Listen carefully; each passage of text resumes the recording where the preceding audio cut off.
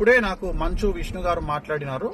So మా president Manchu Vishnu గారు మాట్లాడినారు. నేను వారికి కూడా క్లారిఫికేషన్ ఇవ్వడం జరిగింది. సో నేనేం చెప్పానంటే, ఇక మీదట నేను సెలబ్రిటీ జాతకాలు కానీ, రాజకీయ జ్యోతిష్యాలు కానీ, పర్సనల్ ఎవరికి సంబంధించినటువంటి వ్యక్తిగతమైనటువంటి అంటే సెలబ్రిటీ జాతకాలని విశ్లేషించేటువంటి అవకాశం లేదు, అది చెప్పను. ప్రత్యేకించి నాగచైతన్య గారి జాతకం చెప్పడానికి కారణం ఏంటి అంటే, ఓన్లీ వన్ రీజన్ ఏంటంటే, సమంతది జరిగింది కాబట్టి దాన్ని ఎక్స్టెండెడ్ గా దీన్ని మాట్లాడినాను అంతే తప్ప, ఇక మీదట నా నుండి మీరు సెలబ్రిటీ జాతకాలు నేను చెప్పను అని చెప్పాను. అదే మాట మీద ఉంటున్నాను.